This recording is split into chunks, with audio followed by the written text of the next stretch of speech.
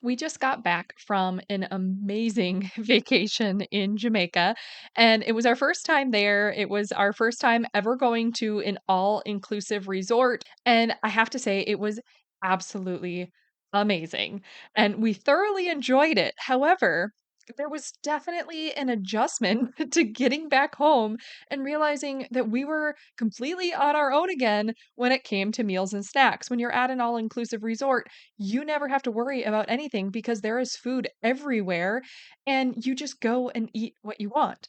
So when we got home and we had to be on our own again and adjust to getting meals on the table, we went back to our meal planning routine. And so I want to go through this as a refresher in case you ever find that you need it, like I did, to go over the steps that I use to simplify dinner time, save time, and create a super easy meal planning routine.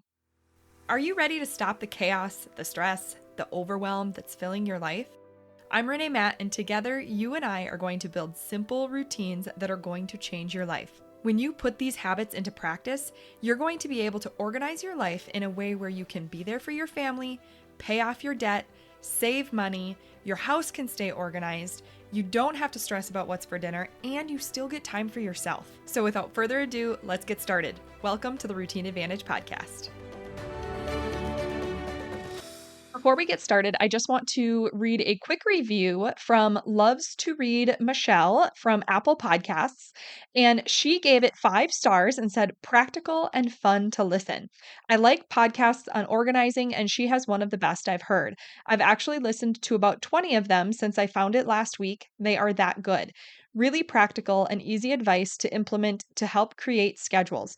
I especially appreciate her rule of daily 7 and annual task lists. I've also learned quite a bit from her episodes on menu planning, even though I've been cooking for my family for many years. Love this podcast. So I just have to first of all say thank you very much to Loves to Read Michelle for taking the time to leave this review because I am so grateful to hear when people are enjoying the podcast. And not only that, it does actually help the show because then others are able to see what feedback is being given by listeners of the podcast. So if you have a few minutes, I would very much appreciate it if you went into the podcast app that you're listening on. If you're allowed to leave a written review, not all of them accept it, but if you can, please leave a written review. If you can't, then leaving 5 stars is also helpful because then people will see that people are rating the show well. But if you don't have the option to leave a written review and you want to, you can still go ahead and leave the 5 stars, but you can also go to reneematt.com/podcast and scroll to the bottom because we have something there called SpeakPipe. And when you click the button for a SpeakPipe message, it will send me a voice message that I can listen to. And if you're okay with me sharing it, I would be able to feature it on the podcast. So that is something that is really cool. If you don't want me to share it, just mention that in the message and I will be happy to keep it private. And you can just tell me what you think one on one, and that's great. The only thing is, I can't respond to them. So just be aware of that. I'm not trying to be rude, but I have no way of contacting you back. So that is just one thing to note. But I would absolutely love to hear from you, whether it is leaving the stars, leaving a written review on your podcast app, or leaving a SpeakPipe message. All of them are very much appreciated, and I cannot wait to hear from you.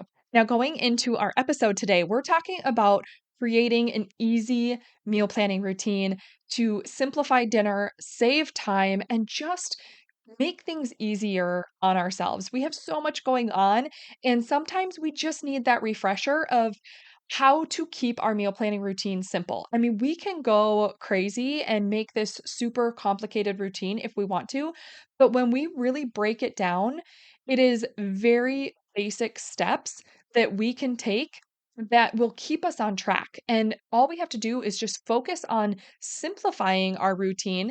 All of us are probably going to do it a little bit different, but when we focus on the core framework of building our meal planning routine, it's probably the same for all of us, and we can all just put our own unique twist on it. So that's kind of what I want to go through today is just give you a refresher of the framework of what you're looking at when you're building a meal planning routine so that you can just keep things simple and it takes that weight off of your shoulders of just one more thing to figure out at the end of the day.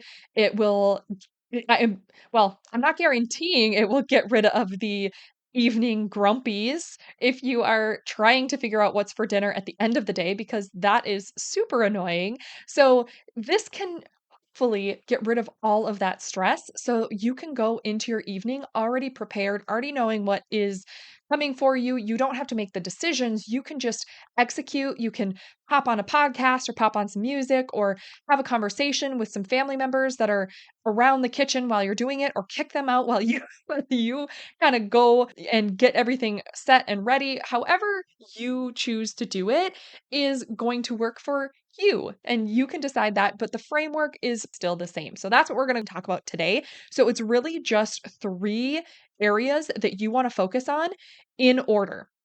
So, number one, your first area of focus is your plan. You need to create your plan. So, this is where you take a calendar or a system of some kind. I recommend a wall calendar, like an actual physical wall calendar that is flipping through all 12 months. Because when you have it on a wall calendar, you're not erasing it like a whiteboard or a chalkboard every single time and then losing all of your plans. But when you have it down a wall calendar, you can write everything in. You then go to the next week, the next time, the next week, the next time. And all of a sudden, you have weeks and weeks and months worth of meal plans right at your fingertips that makes it really easy. That if you are in a crunch to meal plan for the week, all you have to do is look back at a previous week and just copy it. Make it super simple if you need to. You can go through all the nuances of making sure it's all the stuff that you have on hand and everything like that. But if you are slammed for the week and there is nothing you want to think about, like you just want it done so that you can move on to the next thing because you're so busy, then just copy a previous week. You're totally fine and it's going to work out well. So I absolutely love using the wall calendar for this. And then to make it really easy, keep a list of all of your favorite meals for quick meals or your family favorites, things like that, and keep it either like on the back of the calendar or really nearby and keep it in a cupboard close to you or something like that so that you can pull that out and just jot in different dinners for the week. And when you can focus on that plan where you're just plugging in dinners for the week, make sure one of the days is like a leftovers day or a fridge sweep day to use up all of the ingredients that you have on hand to try and get rid of things so you're not wasting things because that always seems to happen. We don't need to plan 7 nights of the week usually. So if you can plug in a fridge sweep day or a leftovers day and then plan dinners for the remaining weeks that you're going to be home or the remaining days that you're going to be home, I should say, then you have a full meal plan for all of your dinners for the whole week within minutes. Like it can take you 2 to 3 minutes to just jot them in. It does not have to be this huge thought out process. It's not rocket science. We just need to plug in meals that we know our family will eat that are going to fit into our life. And then once you have your plan, then you can think about, okay, we've got dinners planned out. Let's pick 2 to 3 breakfast ideas, 2 to 3 lunch ideas that are going to work for the week. And then you can just rotate them throughout the week. So just pick 2 to 3 and just keep it super simple. Or if you're going to do leftovers for lunch each day, then just focus on leftovers and you don't even have to plan the lunches. You can just pick 2 to 3 breakfasts and you're good. Now you have your entire plan within minutes. And that is the first area of focus. We need to know what the plan is because that is what is going to take that weight off our shoulders later because then we don't have to make so many decisions later on. So once you have your plan, then you go to the next area of focus, which is your grocery list. We need to compile a grocery list that covers everything so we only have to go grocery shopping one time for the week. We don't want to be stopping at the grocery store every night or every other night trying to pick up random things or trying to put together what we're going to get because it just takes more time, it takes more energy, it takes more money because you're probably going to have more impulse purchases. but it's going to take more of that decision fatigue. It's all of it is coming together if we don't have our plan and we don't create a solid grocery list. So when you go to this second focus and you create your grocery list, what you're going to do is you're going to grab a piece of paper or grab your phone. I love using Google Keep. If you've been here around or been around here for a while, you know this because you can do the checklist feature and it's super awesome. But what you're gonna do is you're going to look at your meal plan and you're gonna go down the row and just focus on dinners first. Like walk through each dinner for the week and see what you have on hand and what you need to pick up. And if you already have it on hand, don't worry about writing it down. If you need to pick it up, add it to your grocery list. And then if you end up having chicken multiple times through the week, instead of just bouncing through and figuring out like how many meals do I need chicken for, just focus on one meal at a time. So it's like, okay, one meal, I need to pick up chicken. The next, two nights later, you're gonna have chicken again. Then go back to your list and just add chicken and just do times two. And if you add chicken again later through the week, just go in and just do times three. And then when you're going to pick up chicken, you know you need enough for 3 meals. And that is going to make it super easy to quickly get through your list. So focus on dinners first. Just walk through each night of dinner, what you need, add the ingredients you need to your list. Then look at your breakfasts. What do you need to add to your list? Look at those lunches that you selected, add them to your list, and then just pick a couple of snack options, whether it's fruit or some granola bars or whatever you're using for snacks. Plug those on your list. Now you have a complete grocery list for the whole week that covers your dinners, your breakfasts, your lunches, and your snacks. And now you're good. You're ready to go grocery shopping. Now, if it was me, this is where I would take the Google Keep and I would add the checklist feature and I would just organize them in the route to go into the grocery store and actually do the pattern of what I'm gonna see first and put all the produce at the top of the list because that's what I'm gonna walk into first. However, your grocery store is laid out, I love organizing it in that way because it's simple and it saves time when I go into the grocery store. And I'm so focused on going through my list in order and staying on task that I have less impulse purchases because I'm sticking to my list. I'm not feeling scattered when I'm shopping. So that's just a tip that you might want to consider if you do a lot of impulse purchases, but that is something that helps me a ton, and I am able to get in and out of the grocery store much quicker than if I feel like I'm really scattered. And I miss less stuff. I'm usually really on track, and I don't miss anything if I'm actually working through an organized list. So, once you're done with that, you move to the third and final focus area, and that is where you actually do the shopping and the prepping. Now, I do this as a combination, and this is one area of focus because you want to get it all done at the same time. Because when we can do all the shopping, so if we make our list beforehand, that's totally fine. If you need to wait a couple days to actually do your shopping, that's totally fine. But a lot of people would say make your list and go shopping at the same time. I'm going to separate those. I would say the second area is creating your list and being prepared, but then your third area is where you're actually going to shop and prep because those are the ones that need to be combined. Because when you can go and actually do your shopping and get it all home, now is when we need to make sure that we are prepping and getting what we can taken care of right now before we get it into the refrigerator. That is what is going to make the rest of the week seamless. It's going to make it so much easier to have all of that produce prepped. So, produce is where I would focus first. And if you are really tight on time, then I would say only focus on produce because the big thing is that so many of us, if we are running short on time and we're feeling really busy, we have the best of intentions and we get a lot of fruits and veggies and things like that, and we get them in our fridge and we don't prep them ahead of time. Life gets busy. We are short on time. We're exhausted by the time it comes to dinner time. We're just doing something quick. And all of a sudden, all of those vegetables and fruits are just start rotting in the fridge in their original packaging. So instead, what we want to do is we want to get it home. We want to fill cold water in a clean sink and pour some white distilled vinegar in there. And I usually do just like a half a cup in a sink full of cold water. And depending on how big your sink is, you could do like a full cup or maybe it's a quarter cup if your sink is really small, whatever works for you.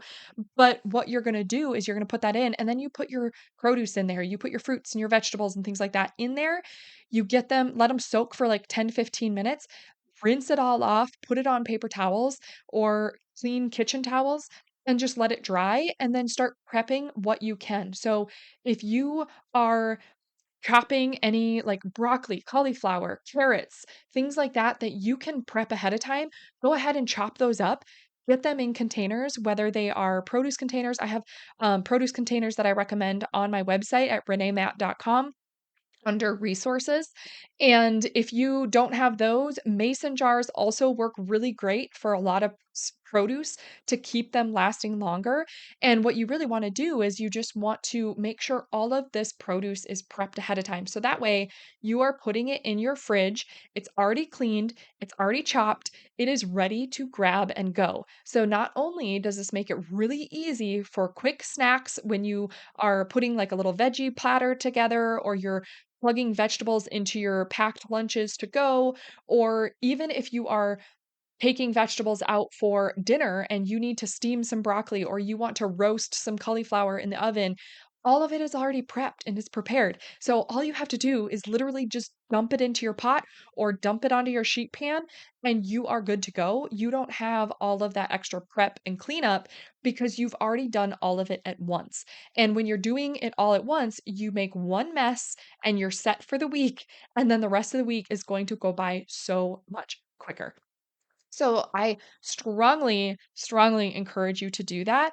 And if you have more time and you're able to do some other prep that works for your life, then absolutely do it. I would encourage you to do that. So if you're going to make, a batch of granola for the week, or you want to make some sort of salad dressing or dressing that works on multiple dishes throughout the week, and you want to prep it all at the same time that you're prepping your produce, go for it. But don't overwhelm yourself.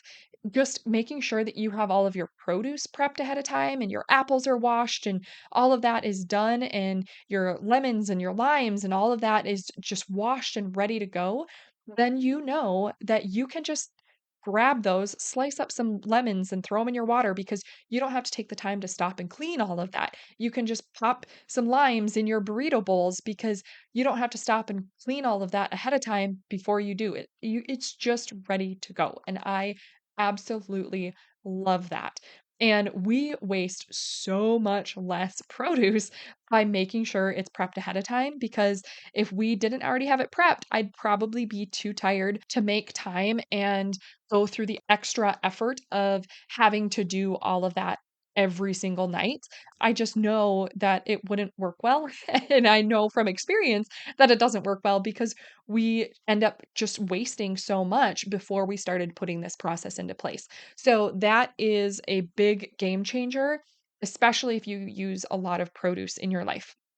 So you need to make sure it's prepped before it goes in the refrigerator, because you don't want it to go into the refrigerator to just simply rot. And it will last longer if you are storing it properly in the fridge. It's crazy how much more life you can get out of your produce when you are cleaning and prepping it ahead of time and storing it properly. It's so nice. So once you have those three areas of focus, I just want you to think about like this, that is your basic meal planning routine. Those are the three areas you want to focus on, and you just rinse and repeat. Like every week, you do the same thing. You create your plan, you create your list, and then you find a time to shop and prep. And then the next week, you do the same thing. So now, what I like to do, I actually shift the timing. A lot of people will create their meal plan and have it start on like a Monday and then go through Sunday. So then they need to have everything done and ready to go by Sunday. And so Sunday tends to be a meal prep day for a lot of people. However, we are out of town a lot on weekends, or we just want a really quiet weekend where we are focusing on just fun stuff or relaxing. And I don't want to have to focus on a lot of tasks on our weekends because I want to just live life on the weekends. I'd rather get that stuff done during the week. So if that works for you, don't worry about having to have everything set on Sunday. If it doesn't work for your family to do it on Sunday, then just adjust it to what works best for you. So, as an example, what works best for us is to actually do all of our grocery shopping on Tuesday. And so I do my grocery shopping and my prep on Tuesdays so that I actually have our menu and our meal plan run from Tuesday through Monday. And so it just shifts it so that I actually have a plan all the way through the weekend. I know we can get into Monday and we are set. And by Tuesday, I already have a plan ready to go. And that's when I do my shopping and my prepping. And we have our meal plan ready to go for Tuesday night. And we are set to go for the rest of the week through Monday. And that allows us to keep it during the week so that we don't have to worry about any of these tasks for the weekend. We already have our meals planned for the weekend, and it just makes it really seamless for us because that's what works better for us. So if it doesn't work for you to have a Sunday prep day and a Monday start, shift it to what day works best for you and cycle it a little bit differently. Just because it's different than what other people do, it's still fine. Just do what works for you. Some other things to consider as you're going through this and you're getting really used to having these meals created and you're working through your meal plan and you're executing your meal plan as it goes, just consider some additional things that help you throughout the week to just make things easier. So, if you're making chicken on Monday and you know that you're going to have chicken in a meal on Tuesday or Wednesday, make extra chicken on Monday so you only have to make it once and then set aside the rest of it, the extras, for the later meals. Or if it's going to be later in the week, just pop the cooked chicken in the freezer and you can take it out for a later meal that week. Those are ways that you can make things super easy on yourself for later on. Just thinking ahead a little bit. And when you have that plan already written out, it's easy to look at your plan and see, oh, what can I do right now that will make things easier? Another example of this is if you are chopping lettuce for a salad and you see that tacos are coming up tomorrow, chop extra lettuce now for your tacos tomorrow and you only have to do the mess once.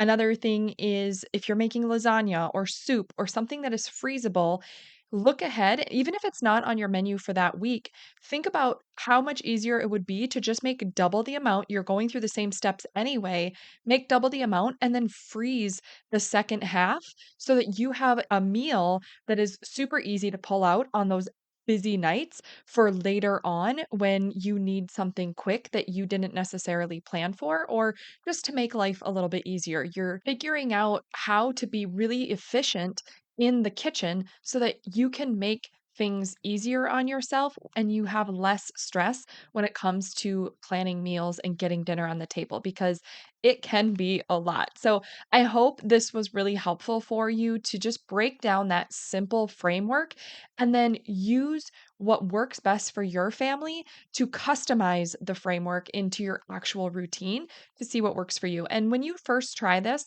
maybe some pieces will work well and then other things just are a little bit off. Just tweak it and find what works best and just keep testing. And when you get the flow of what works really well for you, you're going to feel it because it's going to feel seamless. And then you're going to know that you found your best meal planning routine, at least for this season of life. And then when things shift in your life, maybe things need to shift a little bit, but you can worry about that later. What you're worrying about now is figuring out a very simple meal planning routine that simplifies everything, takes the stress off, it saves you time, it saves you energy, it reduces the decision fatigue, it reduces the stress, and you can really enjoy mealtime again. So, a quick recap of those three areas to focus on to create that meal planning routine that helps you keep things easy, simplifies dinner, and saves you time is number one, is to create your plan. Grab your calendar, plug in your dinners first, and then think about just a couple of breakfasts and lunches and then some snacks. And you've got your whole plan for the week set and ready to go. Your second area of focus is your grocery list. So go through and just look at one meal at a time. I like to start with dinners, and you simply go day by day and write down everything that you need that you don't already have on hand. Add it to your grocery list to create a really solid plan. And then, if you want to, organize it by the layout of the store. So you have a really thorough, organized grocery list that is going to prevent you feeling really chaotic and out of place because everything is going to be on that list. So you only have to stop and do your grocery shopping one time. And then your third and final area of focus in your meal planning routine is to have your shop and prep step.